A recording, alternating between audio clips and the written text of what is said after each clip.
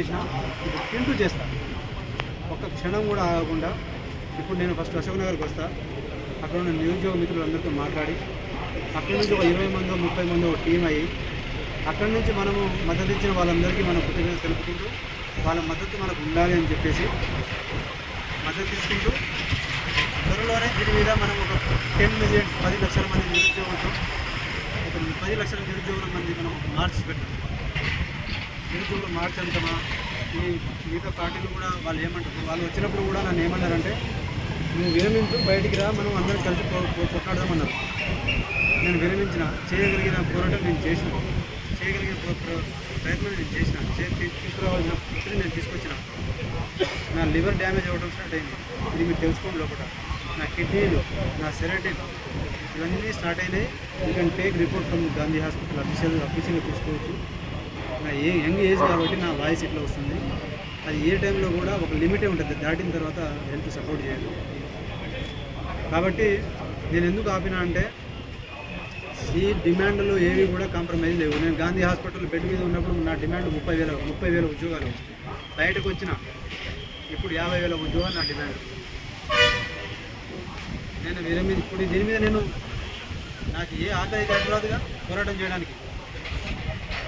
దీనికి కార్యాచరణ మనం మిగిలిన మాత్రం చూద్దామా, లేదంటే మనము ఐక్య పోరాటంలో భాగంగా ఏం తీసుకుంటామా, ఏం చేస్తామా అనేది అది మనం అందరితో చర్చించిన తర్వాత మనం ఒక టీమ్గా ఫామ్ అయ్యి అది తర్వాత ఒక కార్యాచరణ ప్రకటిస్తాము. కాబట్టి 9 రోజులు ఆమరణ చేస్తున్నా నేను. కనీసం ప్రభుత్వం వచ్చి 2 ముచ్చట్లు కూడా నాకు సరైనటువంటి మాటలు చెప్పలేదు. పైగా ఇంకో విషయం ఏంటంటే ఆ పేపర్లలో ఇంకా మీడియాలో బయట ఏమంటున్నారంటే కోటి రూపాయలు నాకు ఒక గ్రూప్ ఉద్యోగం. మరి వాళ్ళ అవి నిజమే అయితే నా పక్కన ఎవరో మినిస్టరో ఎవరో ఉండాలి కదా. 6 మంది ఎమ్మెల్యేలు 6 మంది ప్రతినిధులు వచ్చి కలిసినారు. నేను అది రాసినారు పేపర్లో ఏం చేసినంటే V6 పేపర్లో 6 మంది ప్రతినిధులు వచ్చి నన్ను కలిసినారని రాసినారు. గాంధీ హాస్పిటల్లో సీసీ కెమెరాలు ఉన్నాయిగా, తీయండి. బదనాం చేయడానికి 9 రోజులు నరకయాత్ర చూసిన నేను. నా రక్తం రక్త బొక్కుతో నేను ఒక యుద్ధం చేసిన. నా బాడీలో ఏం జరిగిందో కూడా నాకు తెలియదు. ఎక్కడ పెట్టినా కూడా రక్తం లోపల వెళ్ళట్లే, మన గ్లూకోజులు వెళ్ళట్లేదు. ఎన్ని మొత్తం అయ్యే ఎన్ని ఉబ్బినాయి ఇక్కడ ఇవన్నీ, ఇదంతా బ్లడ్ క్లాటింగ్ ఇక్కడ. కాబట్టి ఇంత చేసిన తర్వాత వాళ్ళు బల్మూరి వెంకట వచ్చినారు. బల్మూరి వెంకట గారు వస్తే ఆయన వేరే వాళ్ళని కాంప్రమైజ్ చేస్తా, లేదంటే వేరే వాళ్ళని కన్విన్స్ చేసేటట్టు ప్రయత్నం చేసినాడు. నేనేమన్నా అంటే ఒకటే చెప్పినాడు, నువ్వు ఏమైనా మాట్లాడు, బట్ స్పీక్ విత్ జియో. నేను 10 డిమాండ్ పెట్టినా, నువ్వు ఏం చేయగలుగుతావు అనేది అఫీషియల్గా మాట్లాడు.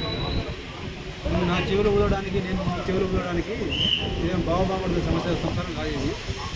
ఇది నిరుద్యోగ సమస్య.